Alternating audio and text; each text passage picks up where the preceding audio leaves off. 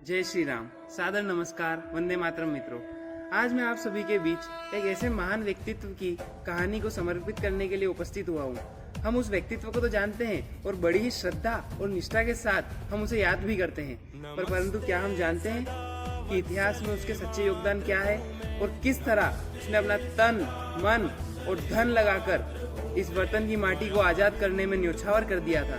जी हाँ मित्रों, मैं 1883 में नासिक में जन्मे वीर सावरकर की बात कर रहा हूँ। सावरकर माने तेज, सावरकर माने तप, सावरकर माने तपस्या, सावरकर माने तारुण्य, सावरकर माने तिलमिलाहट, सावरकर माने तितिक्षा।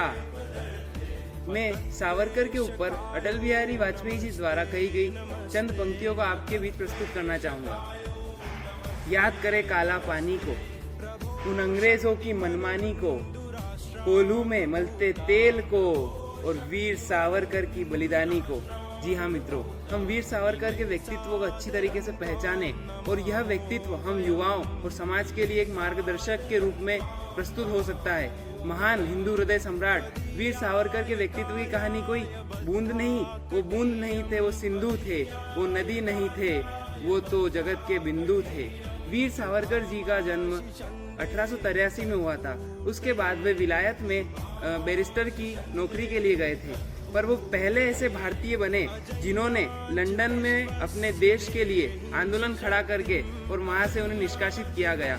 उसके बाद जिस पनडुब्बी में या जिस जहाज में उन्हें भारत लाया जा रहा था, वहाँ से उन्होंने अपने कुछ मित्रों को खबर करके वो वहाँ के बाथरूम में जाकर वहाँ से समुद्र में कूद पड़े और उस ठंडे और उस तीखे पानी में तैर कर टापू पर आए।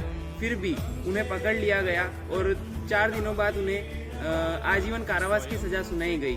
और एक बार उनका जो पुराना केस था वो फिर से रिव्यू लिया गया और उस केस में एक जो अंग्रेजी अत्याचारी कलेक्टर की हत्या में उन्हें निशाना बनाया गया और उन्हें फिर से जीवन कारावास की सजा सुनाई गई।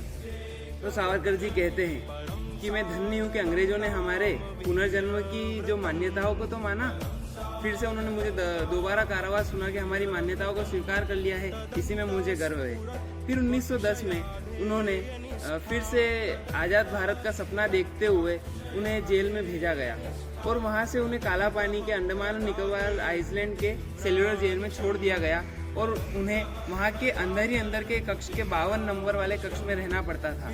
वहाँ पे उन्हें अनेक प्रताड़नाएं और यातनाएं दी, फिर भी सावरकर जैसा व्यक्तित्व वहाँ नहीं रुका।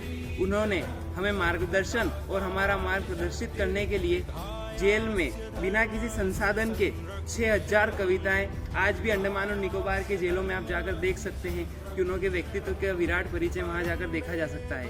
और तो और उन्होंने 4 ऐसी महान किताबें लिखी है। एक किताब हिंदुत्व और हिंदुत्व की खोज, जिसे पढ़कर आपको अनेक भारतीय संस्कृति परंपराओं के बारे में पता लगाया जा सकता है। हमें कैसे संगठित होना है इसके बारे में हमें पता चले, इसलिए उन्होंने अपनी तपस्या जारी रखी।